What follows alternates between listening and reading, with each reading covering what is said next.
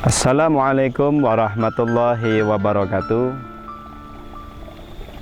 Saudaraku yang dirahmati Allah Subhanahu wa ta'ala, Allah Subhanahu wa ta'ala berfirman di dalam Al-Quran, A'udzu billahi minasyaitonir rajim, Bismillahirrahmanirrahim. Utslu ma uhiya ilaika minal kitabi wa aqimis shalah innas sholata tanha 'anil fahsya'i wal munkar wala dzikrullahi akbar wallahu ya'lamu ma tasna'un. Ayat ini mengandung beberapa pelajaran bagi kita semua sebagai orang yang mengaku beriman kepada Allah Subhanahu wa ta'ala.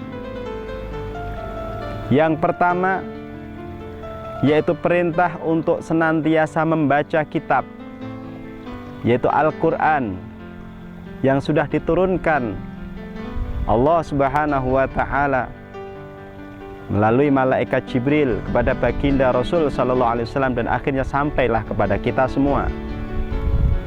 Di waktu malam dan siangnya kita diperintahkan untuk mentadaburi Al-Quran,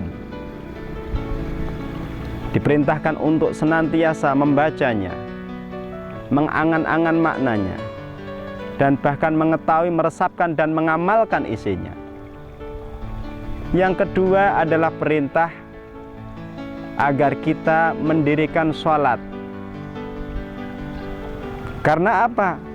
Sholat ini merupakan sebagai sarana pendekatan diri kepada Allah Subhanahu wa ta'ala, agar kita juga terhindar dari perbuatan yang keji dan perbuatan yang munkar.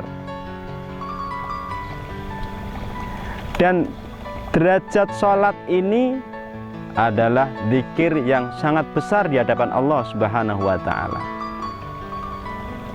Dan Allah Subhanahu wa ta'ala mengetahui semua perbuatan yang kita lakukan. Ikhwan yang dirahmati Allah Subhanahu wa ta'ala, ada satu kisah hikmah. Ada seseorang di tengah kesibukannya yang luar biasa, seseorang ini masih sempat melakukan amal-amal yang tidak ia sia-siakan.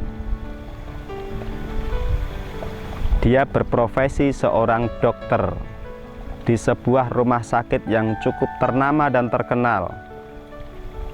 Hampir-hampir semua, banyak sekali pasien yang berobat kepadanya.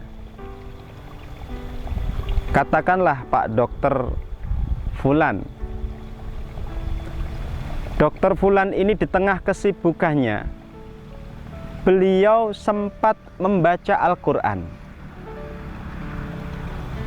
Ketika sambil memanggil pasien, ketika saat itu kosong waktunya, dia sempatkan untuk membaca Al-Quran atau sedikit menghafalkannya. Dan di sela-sela kesibukannya, disempatkanlah beliau untuk sholat sunnah, diantaranya sholat duha dan sholat yang lain. Sehingga suatu ketika ada seorang pasien yang bertanya, "Wahai dokter, kenapa dokter ini adalah orang yang sangat sibuk dalam profesi? Kenapa dokter masih sempat-sempatnya untuk baca Quran, untuk sholat, untuk membaca buku-buku yang bermanfaat? Apakah nanti tidak mengganggu dokter di dalam mendiagnosa dan memeriksa pasien?"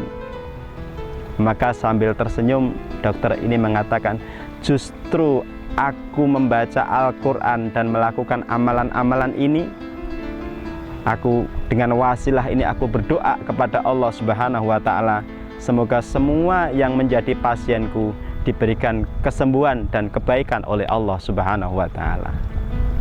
Saudaraku yang dirahmati Allah Subhanahu wa ta'ala, begitu luar biasanya di tengah-tengah kesibukan profesi sebagai seorang dokter yang begitu sibuk, menyempatkan beramal soleh. Dengan wasilah amal soleh, dia mendoakan semua pasiennya.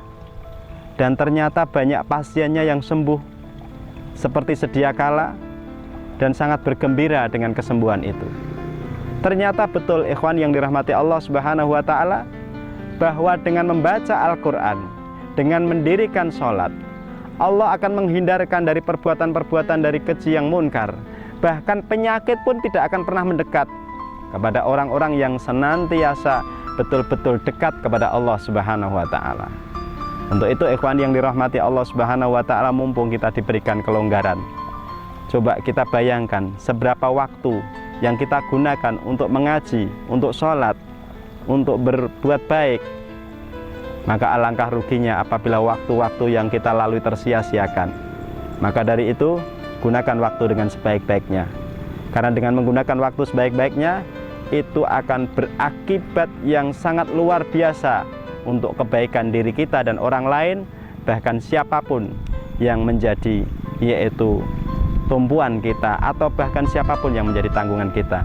Allah akan memberikan pertolongan kepada hamba-hambanya dan sekitar-sekitar dari hambanya, orang-orang yang selalu membiasakan yaitu membaca Al-Quran dan juga sholat. Demikian, semoga bermanfaat. Wassalamualaikum warahmatullahi wabarakatuh.